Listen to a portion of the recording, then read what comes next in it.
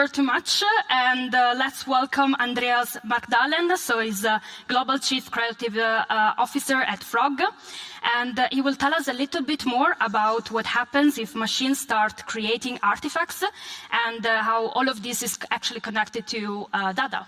So we welcome on stage Andreas. Welcome.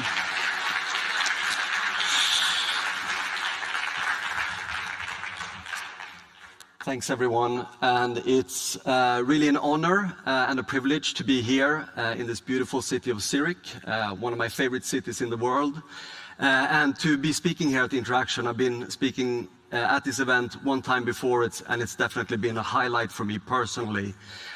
So it's lovely to be back at Interaction, and I'm looking forward to a lot of interesting, fun conversations over the course of this week. In my talk today, as introduced, I'm going to speak about the intersection that we see between design and creative AI. And having had a look at the schedule and listening into some of the conversations here in the hallways, it seems like this is going to be a fairly common topic throughout the week. So I'm hoping that I can interject and add something a little bit different into this discourse to make it interesting for all of you.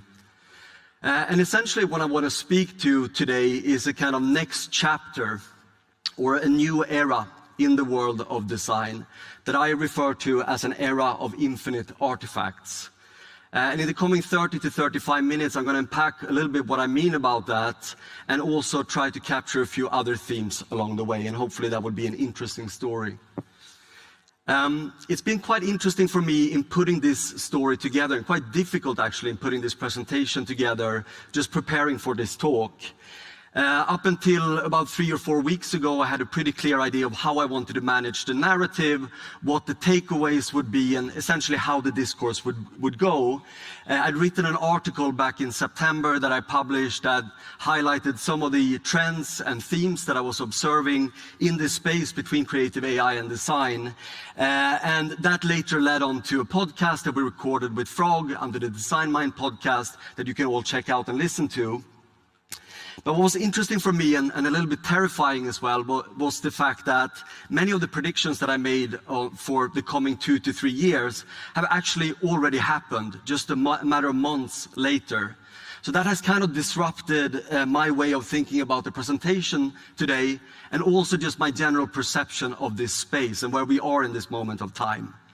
And the feeling has been a little bit like this, right? Being caught right in the middle, at the top of a hype cycle where every single day, regardless of where you spend your time, if you're on Mastodon or Design Twitter or whatever it might be these days, there's a new application, a new launch, new products, new services coming out in this space of creative AI every single day, every single hour. And it's very difficult to keep track of that. And on top of this, we have this broader societal, philosophical discussion around the future of AI. And also that is kind of oscillating between the really optimistic, the really hype-driven bullishness, all the way back to the really worried narratives that speak more about all of the negative impacts that this change can bring.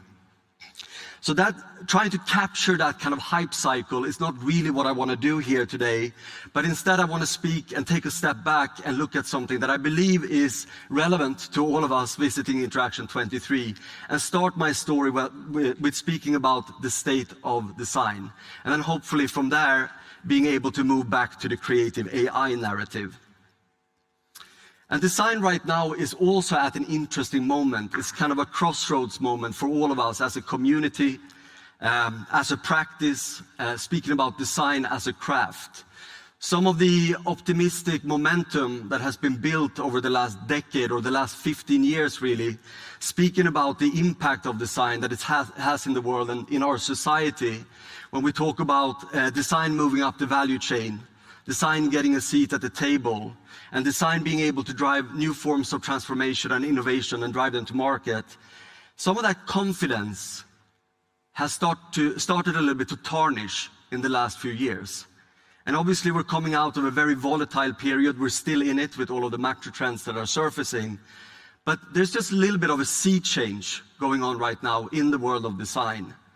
And I believe for all of the successes that we've had and all of the achievements we've had as a community over the last decade, we're now coming to some interesting friction points based on those actual successes.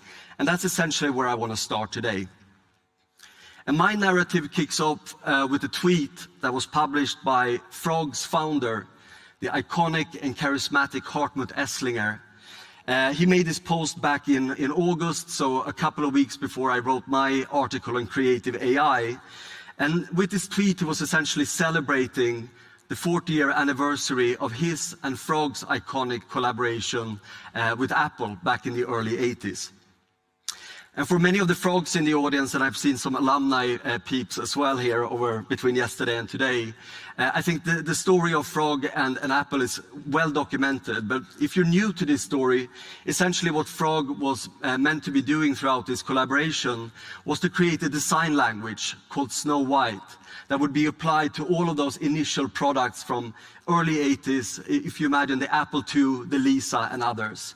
And as part of that program as well, part of that collaboration, the team also looked at a set or a number of form factors from the future. So ideas that Steve Jobs had for what could be the future of a specific technology, where maybe the technology wasn't ready, available yet. And as part of that work, Hartmut and the Frog team created 7 different prototypes, and this was one of them, the MacBook, right? This idea of the MacBook concept, and this was created 40 years ago. Of course, looking very, very similar, I think, for all of us right now, to the actual MacBooks that we're using every single day. And when Hartmut posted this tweet online, it went viral on LinkedIn, on Twitter, and it really caught the attention not only of the design community, but also the world of business, the world of commerce, and the world of culture and art. Everyone was drawn to this story.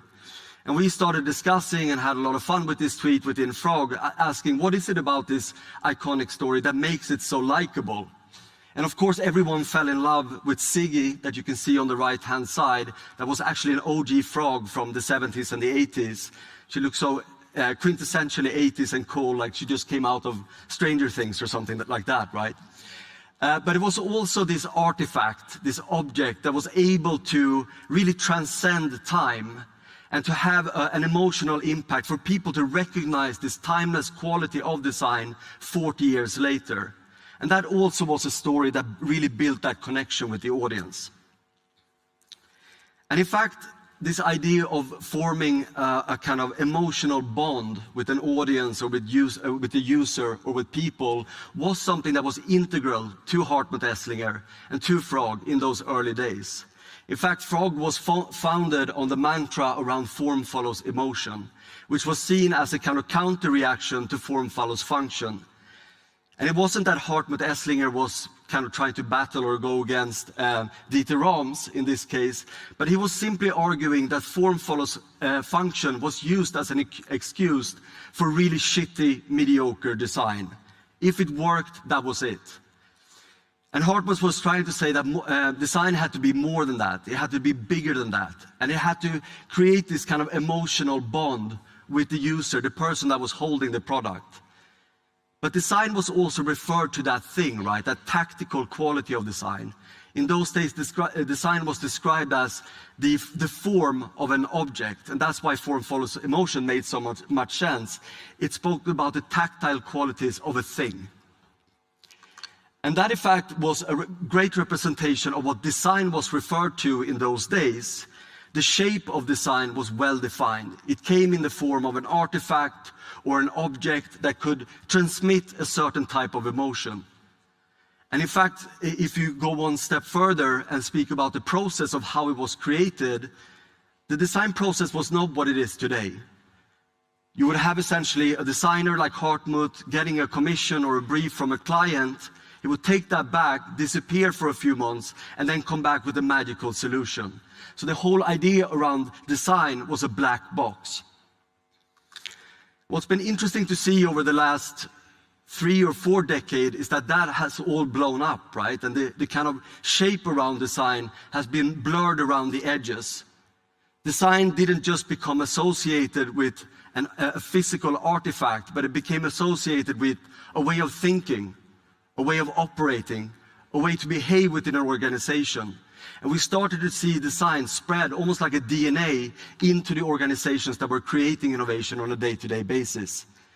And we also transcended away from physical artifacts that you can hold and touch into digital touch points, into spatial touch points, and sometimes also service touch points where the actual design was invisible. You couldn't hold it, you couldn't feel it, and you couldn't touch it. So the whole perception around emotion became something quite different. And form follows emotion almost started to feel redundant. And this was the journey of the design and the journey that we've all seen over the last 4 or 5 decades. Moving away from this initial state of thinking about symbols and artifacts and objects, being then associated with discrete products, and then blossoming out to service ecosystems across different touch points, only to then kind of expand even further, moving into become a way of thinking, a process, a method for driving change within organizations, and finally taking us to the place where we are today, really.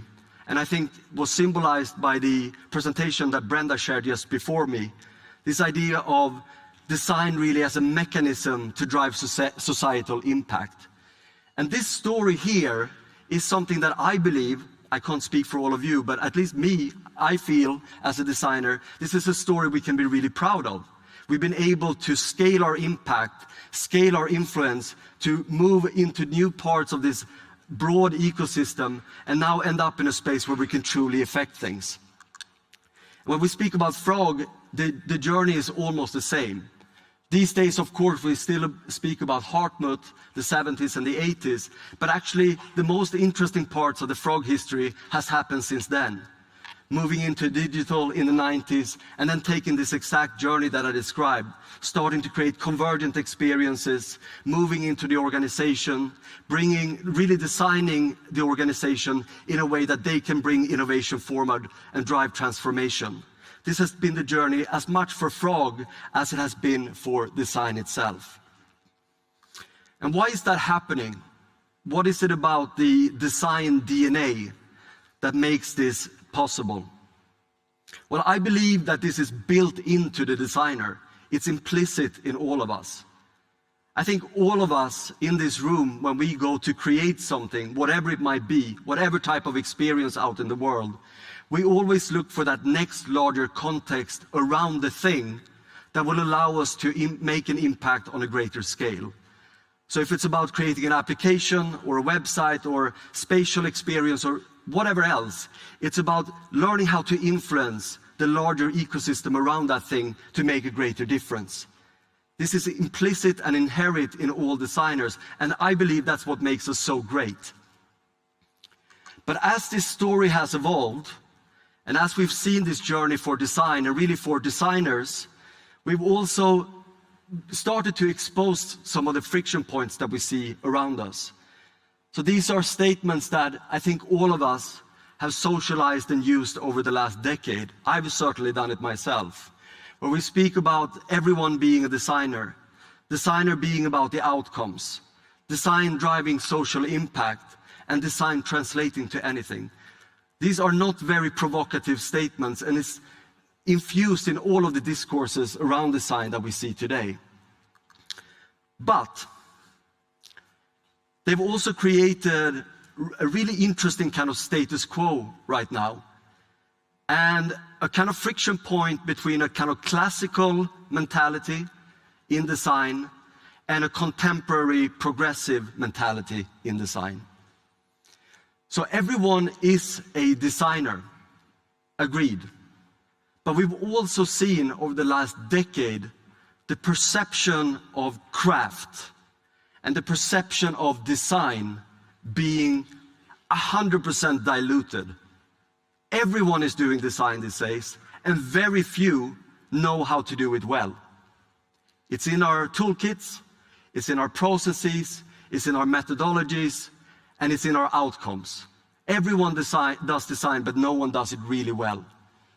Design is about the outcomes. It's also very non-provocative. Of course it is. Everyone knows that this is true.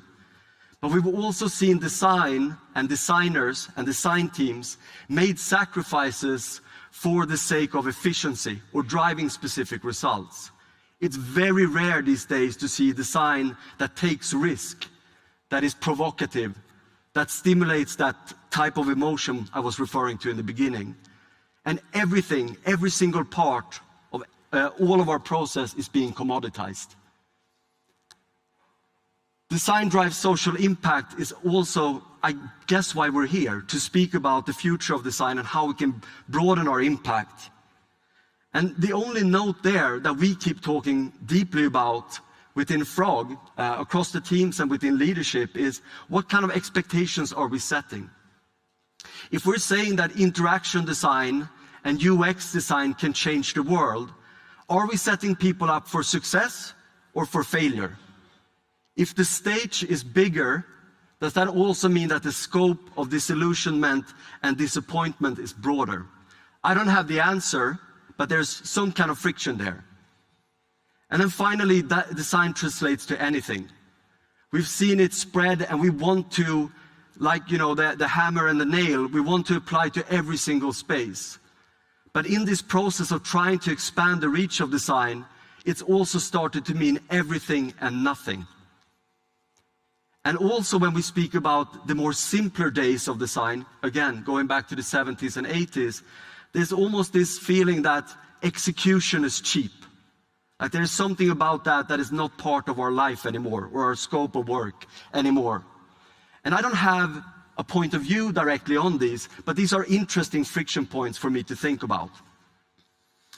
And as I was creating this presentation over the last few weeks, I was thinking of a really juicy way to end this initial state of the presentation. And I was thinking about death by 1,000 cuts.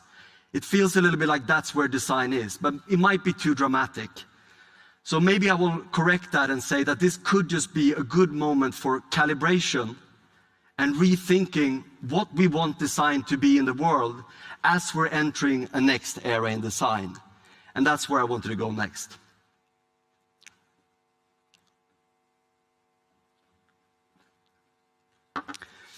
Now, the discussion around creative AI and artificial intelligence and design is not new by any means. It's been part of the discourse and the narrative over the last decade or so. In fact, for myself, thinking back, I did my very first presentation on AI and design in 2015 at an event called Digital Shoreditch in London, where I was speaking about the kind of relationship that I saw and trying to make some connections between the world of chess and the world of design, speaking about Kasparov's game against Deep Blue in 1997. And that started for me this kind of quest to understand what is it about AI that can really help us and make a difference for us designers in the future. And there were two main areas that I was interested in. It was the automation of mundane tasks, so boring tasks that designers shouldn't be spending any time on. And it was the augmentation of human creativity. And throughout all of these presentations, there was something there, some key ideas that could be built on, but one integral thing was missing, and that was the technology itself. It just wasn't ready. And what's been interesting for me to look at over the last year is the introduction of the actual engines now that is driving all of this experience forward. And going back to the initial slides of my talk, I'm sure you've all seen the same things as I have, so this will be really familiar to you. But what was interesting about some of the examples that came out last summer, speaking specifically about the artwork that was created by Midjourney, Jeff Hahn stands out to me. He was one of the first people to go viral with some of this work, was that this felt like very different from anything I'd seen before. We often speak about human creativity and trying to translate that with AI, but this actually had something about it that really delivered a new type of emotion, for me at least. It felt really human. It felt really evocative. There was an emotion injected into it, but the aesthetic and the storytelling also felt entirely new. And that just did something to my brain and captured my attention. It made it very interesting.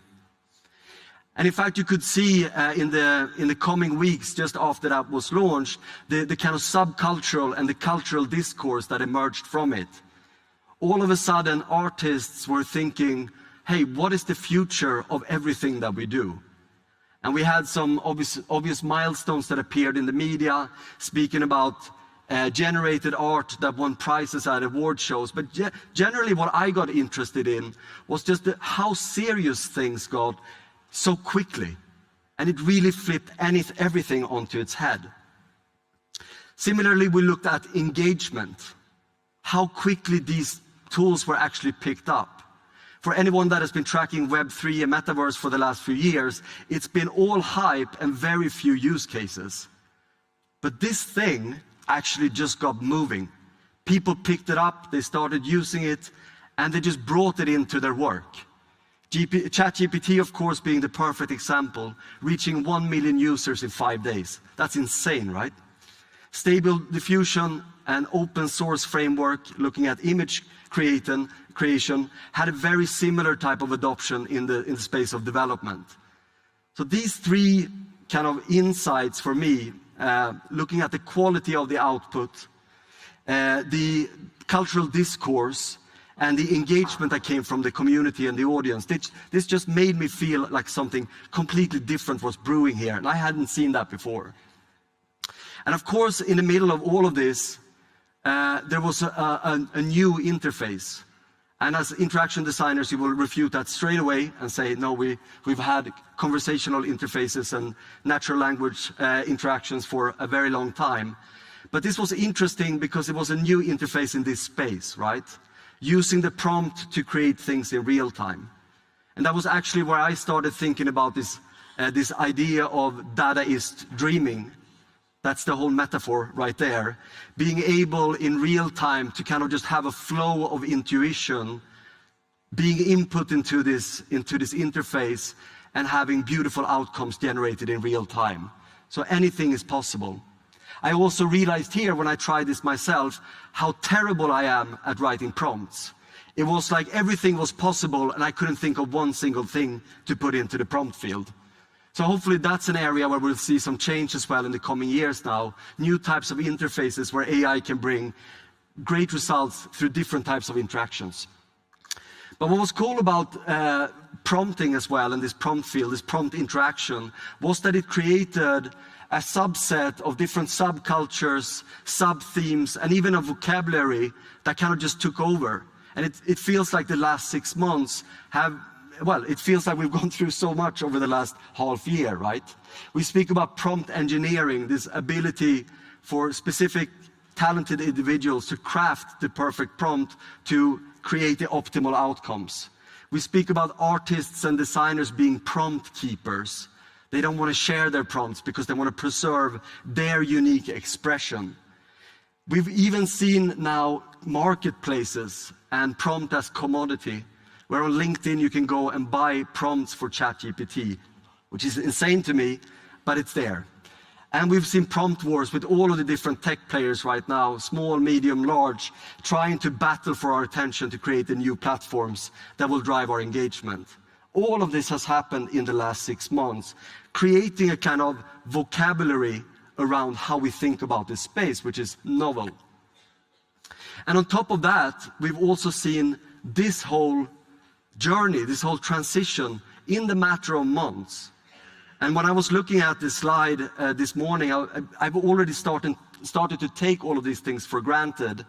Early last year, we started to look at, still starting from this idea of GPT-3, moving from text to text to speech to text, then moving from text and image to image, then text to speech and text to audio, text to video, and then now text to game. Single prompts that can create almost any type of artistic, creative, design artifact in real time. And of course, these are early technologies, and they don't go all the way yet, but just the speed of this evolution has been absolutely insane to watch.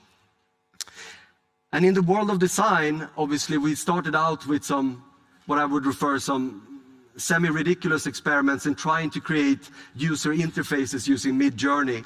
And what we saw coming out on the left hand, and I don't want to disrespect the designer that created these, but it felt like the worst of Dribble and Behance coming together in one kind of creative output, right? So UI as a picture. And that didn't feel so interesting maybe. It just felt like, okay, where's that going to go? But now we're entering this next stage where we have a bunch of different startups actually looking at text to UI, where the outcome itself is an asset and can be editable in Figma. And that makes it a little bit more interesting and quite disruptive. And of course, we can imagine that in the coming months, probably the coming month, we'll see the kind of next iteration of that, which might be that you can generate design systems or brand systems in real time as well. So all of these examples that I'm showing here are just speaking to this next era, right? Where there's an abundance of solutions, and the artifacts that can be generated are infinite. The barriers are completely gone to the creation of these things. We see continuous creativity and limitless inspiration. And that pushes us into this next space where we think about what might the new paradigms be in the world of design. And I'm going to use design here in kind of classical terms. For interactions that might translate back to digital or physical experiences as such. But obviously this extends beyond that. And I wanted to highlight 5 paradigms that I think are important and that I'm looking at in particular.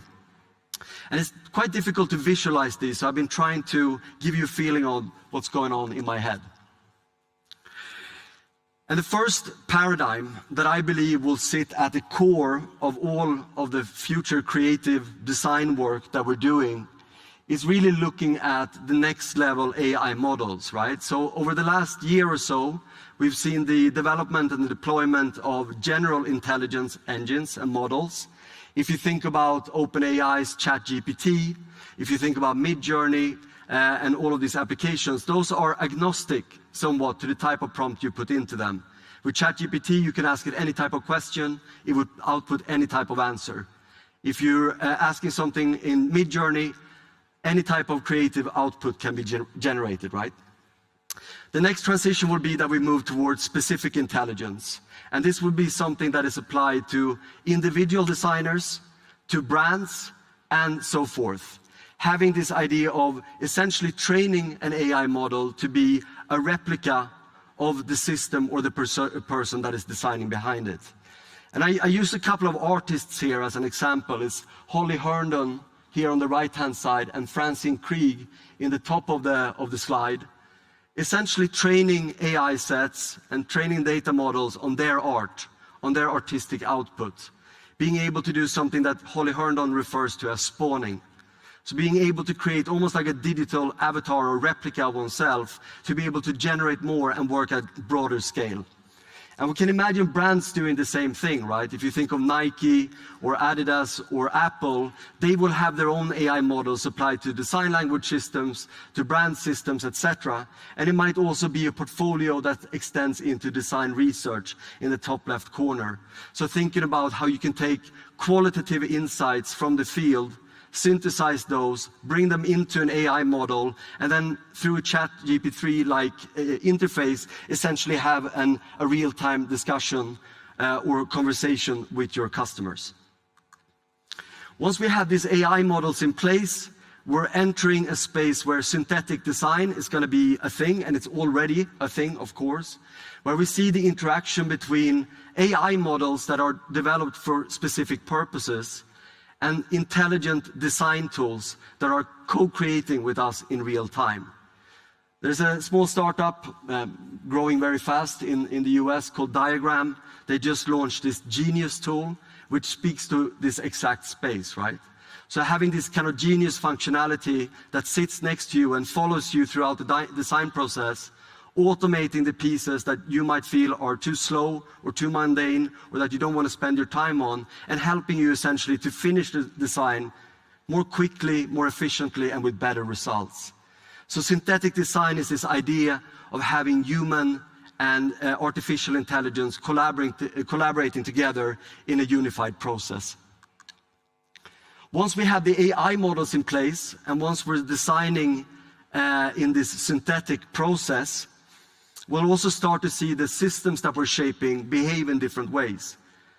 And the way that I describe this is often looking at sentient systems that are in some way or form organic life forms. They live and breathe and adapt every single day without or with human interaction or input.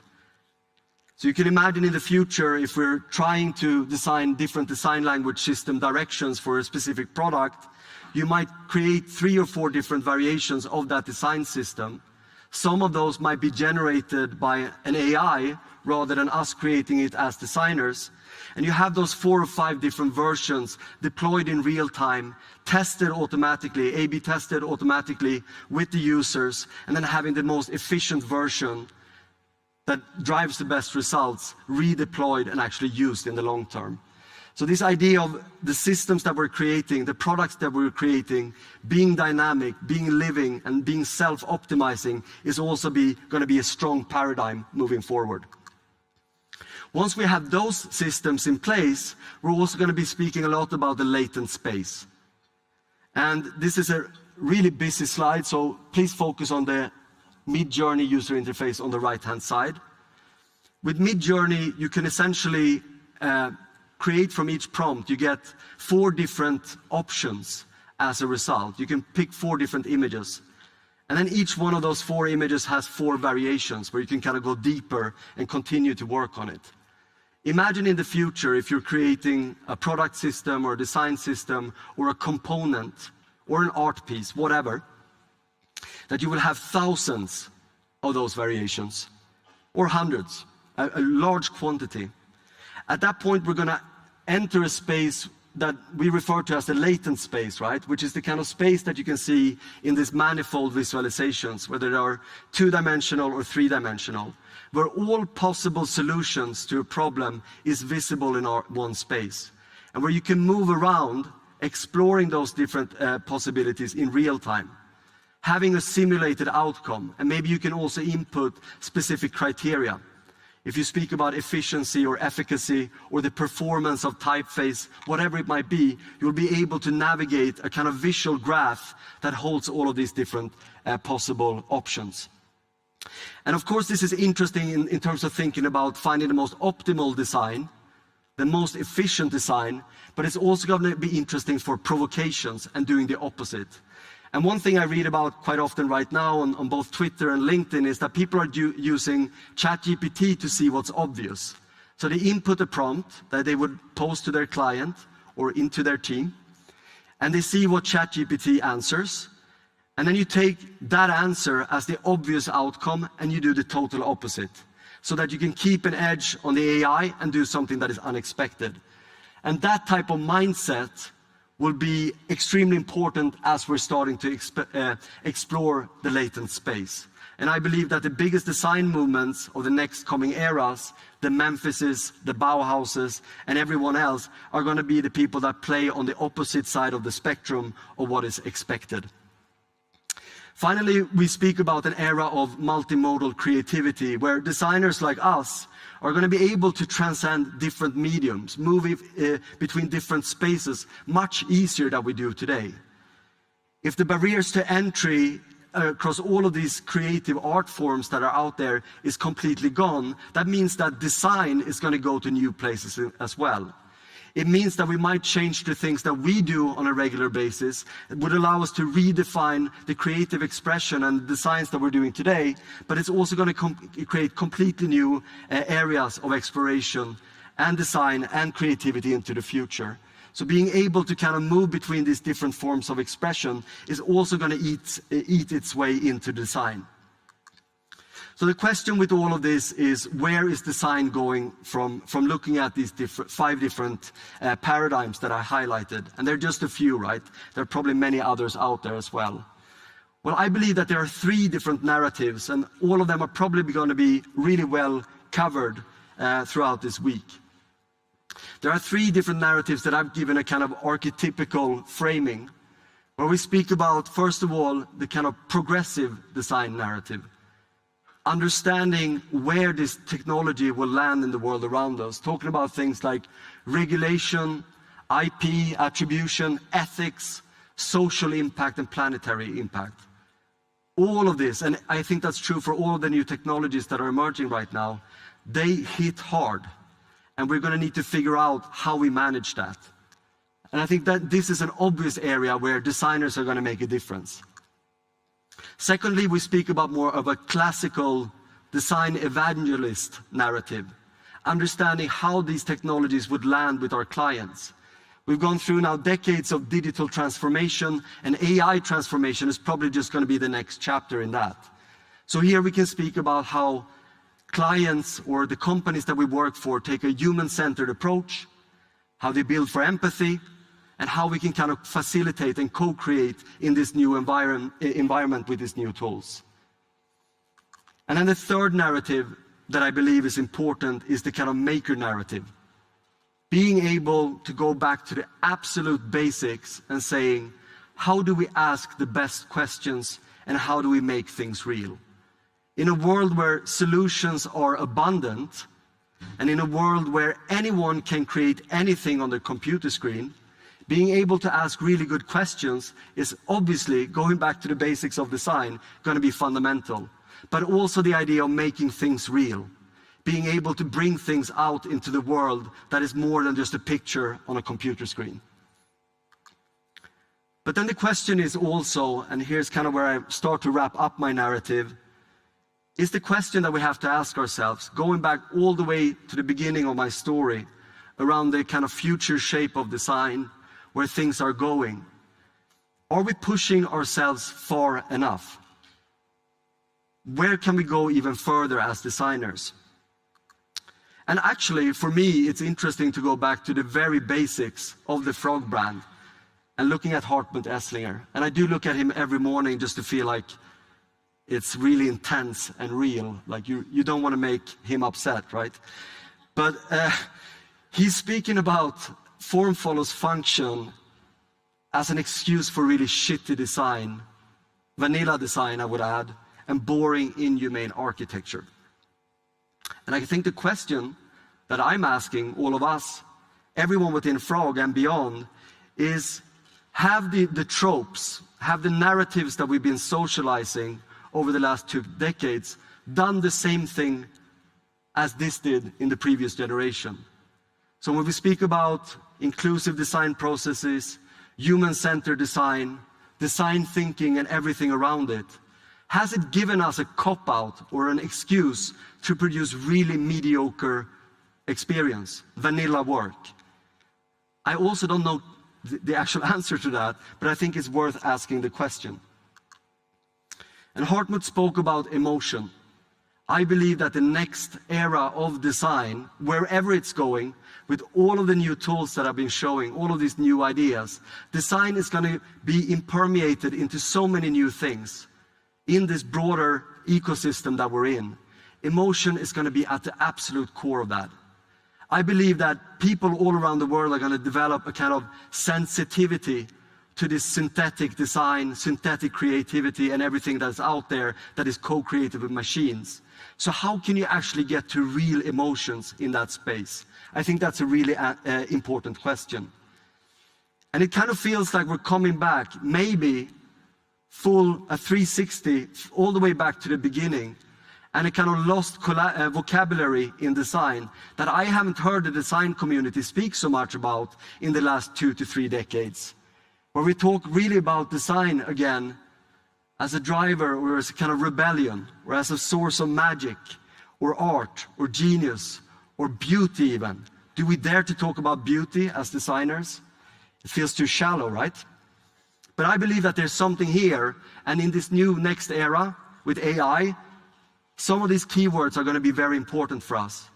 And there's going to be a lot of interesting stories to tell here. And I'm hoping, coming back to the very beginning of the presentation, that when we present our work in 40 years' time, on whatever social media, hopefully we're still here then, whatever social media is being used at the time, that we can make that same kind of emotional connection as people felt when they saw Hartmut's work as he posted it last year. These are the kind of stories, these are the kind of friction points and ideas that I think is really important to unpack and understand as we move forward with Frog. We speak about this idea of making your mark. And that would maybe be my message to all of you here as well. As we're entering this new era of infinite artifacts, of volatility and uncertainty, make sure that you go out there and try to make your mark. And that's my final message to you. Thank you. Stay. Thank you, Andreas, for your great talk. Now, we can take one question at least. Is there any questions from the audience? Just raise your hand and we take this question. Yeah. Yes, we have. Here in front. Please come with the micro. Here on front left. Just one question. Over there? With the red t-shirt, we'll find him. If I would be a football lover, I would know which football club it is. Maybe you know it, Andreas. Bayern? Bayern. Is it? No, it's Wales. Oh, Wales. terrible. So completely wrong. So, go ahead with your question. You don't mention capitalism at all. There is clearly some economic perspective that needs to be added to this conversation. This is really exciting work, but how many designers will actually have it? And how many designers will exist in that world? So I think there are a few different narratives here. The question about whether this technology replaces people or helps people to do new things, I know what side I'm on. I think that for this community that is here today and for designers all around the world, I think that this is actually a moment for us to really calibrate on the things that we do rather than saying, shit, I'm going to lose my job. I think it's going to be more and more important understanding how you can benefit from some of these tools. But I'm actually maybe tech optimistic in this case. I understand that's not where the world is going always in terms of narratives right now. But I think these types of tools are going to allow us to do more of the things that we should be doing. So if I think about a design process, I would imagine that very few designers are going to sit like I did. I wasted my whole career cutting assets. And it's not a joke. I spent 10 years of the prime time of my career designing guidelines and cutting assets. Complete waste, right? And I believe that designers in the future are going to spend much less time doing things like that, the mundane, automatable tasks that the machine can do for us. And instead, they're going to be, like we had a conversation yesterday about qualitative design research. Now when everyone is using ChatGPT for everything, and where everyone is using Midjourney for ideation, like the true insights and the true stories are still going to be with people. It's still going to be at the core of the human qualities that are out there. So at Frog, we've often spoken about bringing to clients like non-Googleable insights, the stuff that you can't just go and Google very quickly. So I'm hoping, like with these types of technologies, that ethnographic research, qualitative research, is going to be back in the mainstream again. We've kind of lost that a little bit. I can say it's not part of our projects as steady as it used to be. And I'm hoping that we'll see the resurgence of this now again, where people, designers, can truly focus on human activities that bring value. And then beyond that, I think that there's a creative element as well, where designers have to stay up to date. They will touch more things. They will branch out, maybe get out of their boxes and be able to create different types of artifacts and ideas. But again, I see that as an opportunity, not as a... I don't see... Of course, some people are going to be replaced and we're going to have fewer designers doing more things. But if I know the design community, I think that we're going to find a way to manage that and ensure ourselves that we land in the places where we need to be playing. So I am optimistic, even if I didn't speak too much about that in the presentation. Thanks, Andreas, for being optimistic. Yes, I'm sure he will be around to answer more questions. Unfortunately, we have to keep going. But let's have another round of applause for Andreas. Thank you. Thank you. And with the next talk, we're gonna move from Dada to another art movement that I really love, which is surrealism. So from ready-made object to what you can only find in dreams. The next talk will introduce us into the topic of designing virtual experiences like an elephant in a room. Yeah, the talk will be from Emma. Emma came from Tel Aviv to here. She's an interdisciplinary designer, illustrator, and lecturer committed to creating digital experiences around cultural heritage, so stuff we do, and performing arts through emerging technologies, visual storytelling, game design, scenographic design. We're really looking forward to this 15 minutes talk about a virtual elephant in the room, so we're going to learn what it is and how to cope with it. Emma, yes. The floor is yours. Welcome. Thank you.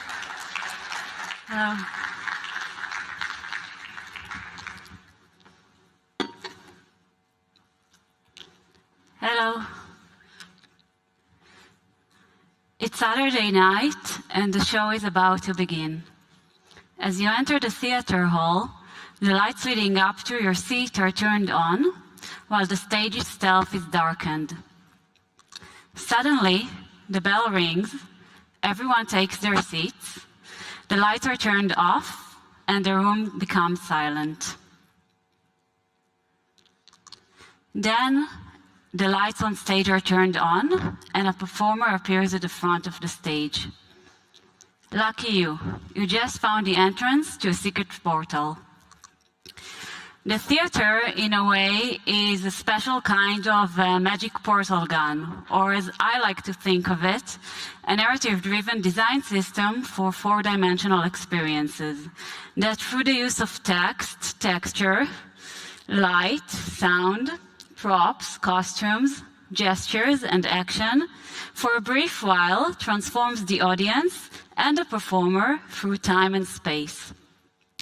And as a design system, it uses principles and processes that overlap with design techniques that may be relevant for any experienced design project. This image is from the dance performance Transparent Borders by the choreographer Sharon Vazana. The story of the dance deals with this internal battle, which we all have within us, between our need for affinity and support and our need to preserve our individuality and stay true to our own. I designed the costumes for this dance to support this narrative in delivering this message of this blurry line between the two. And as part of my process, I mapped the dance in 360 degrees and marked all the intersections between the two dancers all throughout the dance. I also considered different materials and cuts for the garments to make it comfortable for the dancers to dance with all throughout the show, and different contrast colors and the scale of the design, so that it would be viewed well from the distance between the audience and the stage, and also from different perspectives of viewing the performance. But these design techniques of mapping gestures in context go well beyond performing arts and are relevant for any experienced design project. Everyday gestures, just like knitting, for example, are also in a way a type of choreography, only of the hands. So a few years back, I started to develop KnitNet, which are smart knitting needles that can capture knitting gestures in real time and transform them into knittable instructions on a connected Play and Learn digital platform. So we are able to map those gestures and encode them, because knitting is just based on a limited amount of gesture types or knots.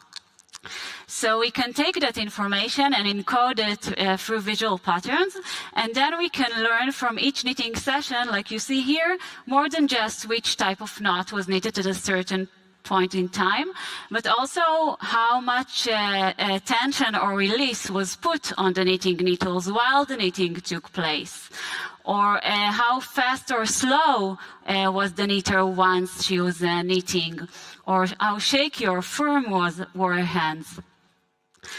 So when training the algorithm to learn how to identify each knitting gesture, we saw that there were a lot of site-specific and user-specific elements that affected our ability to map and encode the designs, the stitches, including the lighting in the room, whether it was a static room or a moving train, for example, the sitting position of the knitter, her knitting style or skill level, the knot type, and the physical properties of the yarn all had a tremendous effect of what we could gather from each knitter and each session.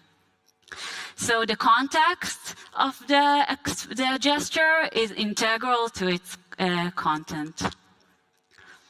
One of my greatest inspirations is Peter Brook, a theater and film director and a theorist, and he spoke a lot about this idea of this black box theater as an empty space, a place that only action brings life into. So if we take this idea, and he elaborates on the concept that there is a fleeting property of theater as a live event, that even if the same plot, the same narrative exactly, like the play of Romeo and Juliet, will be played by various theater productions or dance productions, or even by the same group, the theater group, only on different nights, it would never be exactly the same. So the same narrative, the same short and to-the-point text could potentially generate 1,000 different variations on the exact same theme. And this, to me, doesn't sound very different to another type of black box theater that Andreas also spoke about just a few minutes ago, where just a single short-to-the-point prompt could generate thousands of varying applications, for graphic novels, to visuals, to 3D models, to articles, and even video games. So if we merge some of these design concepts from scenography design and mix it together with concepts from generative design or AI, we could also think about maybe how this would help us produce or envision more sustainable production chains for the production of physical products. In Dress Your Space, a project I led for the startup Twine Solutions, we looked at how their digital dyeing technology, which enables sampling colors from the physical environment, and then digitally printing those colors on top of the yarns itself before it's being woven or knitted, could potentially transform the way we produce interior textiles based on mass personalization and on-demand productions of for soft goods.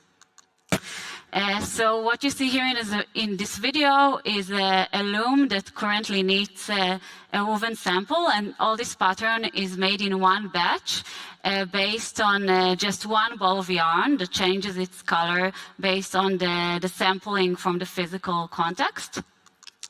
And in our vision, the sample collection was designed in black and white and gradients of gray.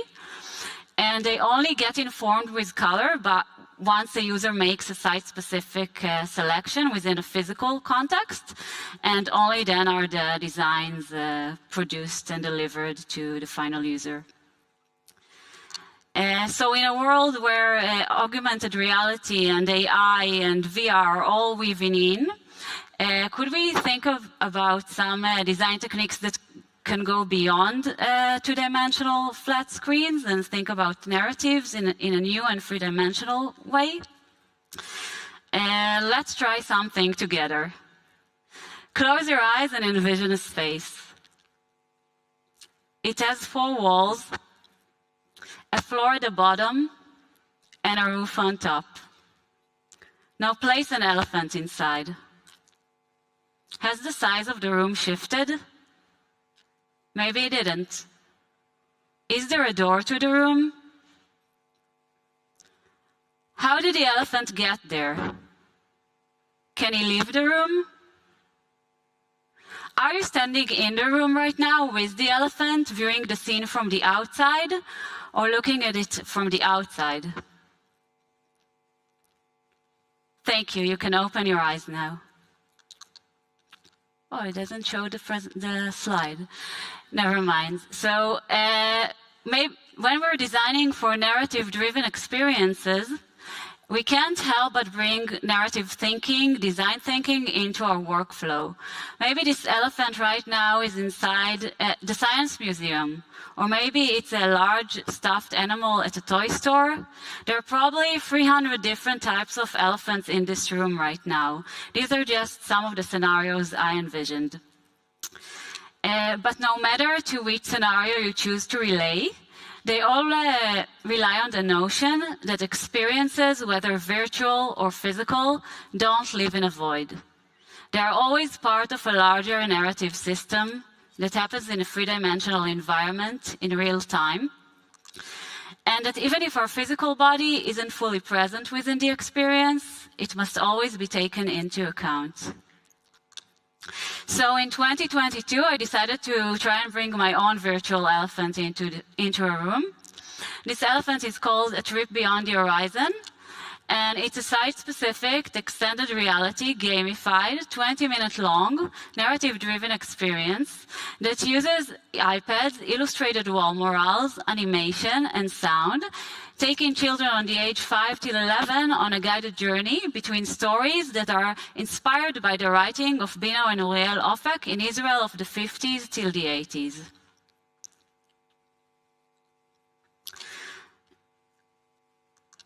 So when I approached Train Theatre with the idea for this project, they loved it, but they were kind of hesitant as to what would be required in order to bring this vision to life. And my first action was actually to visit the theater compound in Jerusalem.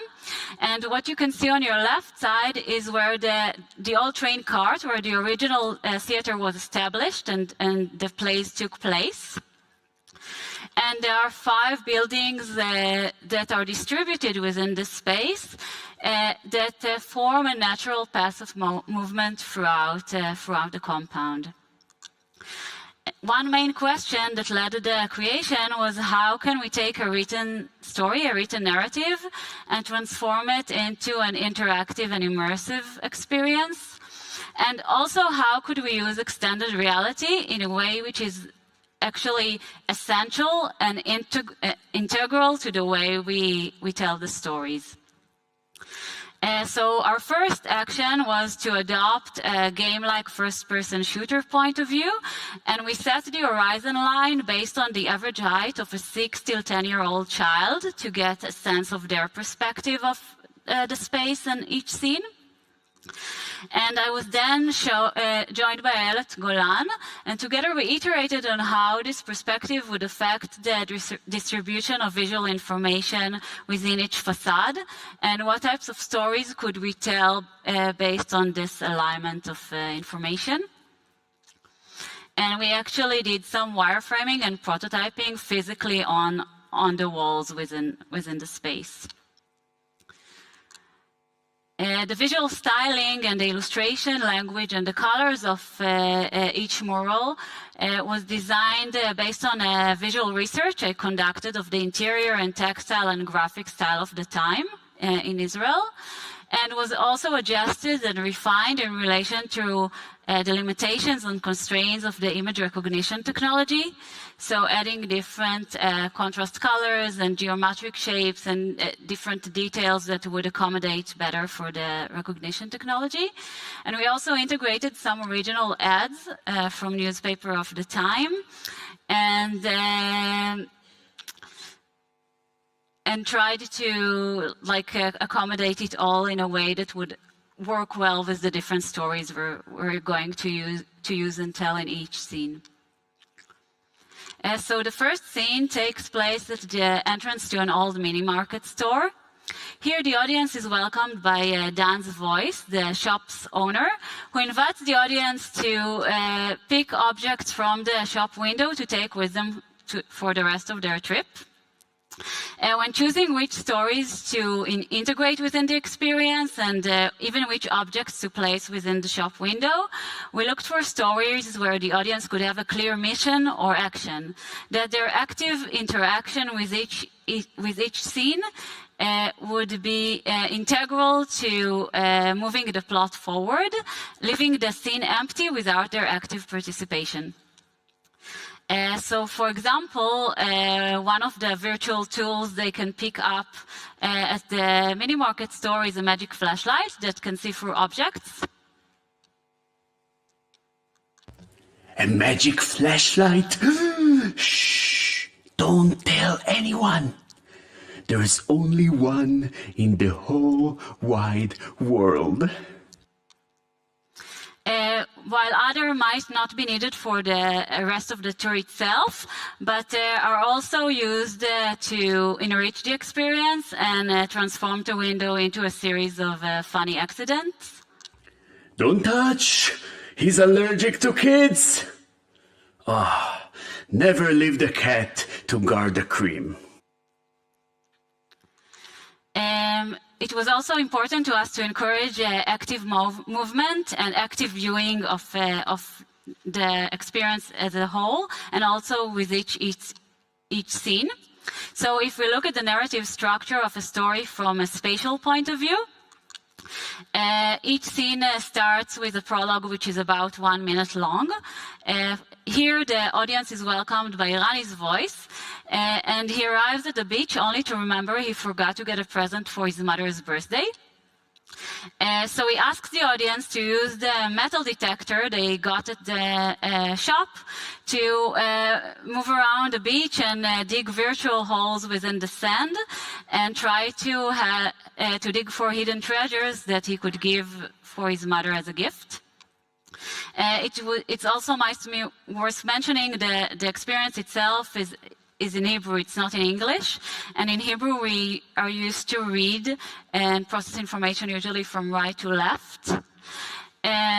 So then for 6 minutes, they get to move around the space and dig virtual holes looking for objects.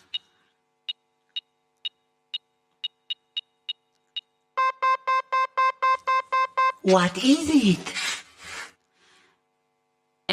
But after 6 minutes, they kind of get discouraged, and Lani is kind of upset because all they seem to find around the beach is just practically junk. But then they hear the voice of the lifeguard calling them from the shed, telling them that they might have not found a present, but they helped him clean the beach. So he's giving them a prize for doing that, and they use the prize to give for his mother. Because we didn't show any characters, spatial sound and voiceover was used as a key narrative tool. So this helped us provoke empathy between the characters and the audience, and also help really direct the movement of the audience throughout the space. So especially at large walls like this one, which are approximately 9-10 meters wide, we could actually help direct the moving back and forth within each location, and also from side to side, directing their camera to the top or to the bottom of the space to find out different details. So here in Mama's Bear's house, she sadly tells them that she lost her glasses and she just got a letter from her uncle, but couldn't read it as she can't find them. So she asks them to use the magic flashlight to help them search it throughout the space. So as they move around, they can discover different hidden stories, like this one where they found inside the radio an elephant playing the sounds, and we incorporated sounds from the original radio at the time.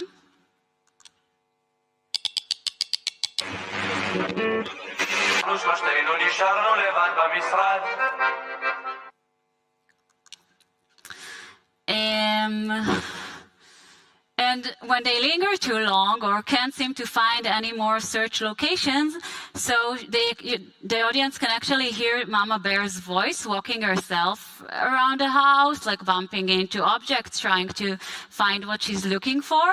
And it also makes the story semi-splitted, as she suggests different search locations that the audience might have not searched in yet. And so some would come to see some of the hidden stories, but not others. In one of those hidden locations, the audience actually runs into a virtual elephant having a samba party inside a fridge. Hey, Yohanan, we are running around and sweating, and you are on vacation. A fridge can't be dropped, but an elephant can be cooled. Haha. So as we undesign the defined or design the undefined, maybe one definition we could use is one that was provided for us by Peter Brook, who said, "A true designer will think of her designs as being all the time in motion, in action, in relation to what the user brings to the scene as it unfolds. Unlike the easel painter in 2 dimensions or the sculptor in 3, a true designer will think of his designs as being all the time in terms of the 4th dimension, the passage of time, not the stage picture, but the stage moving picture." Thank you. Let's take one question. Yeah. So, thanks Thank a you, lot. Emma. Yeah, sorry. Do we have time for one question, maybe? I would say one question we can take. Has somebody a particular question to Emma? If not, I'm sure Emma also will be around to answer more questions, maybe over coffee. And on this note, we're going to have a 10 minutes break, so we'll be back at 12 for our next session. Yes, so be back here at 12 for our next session, drink a coffee and get ready for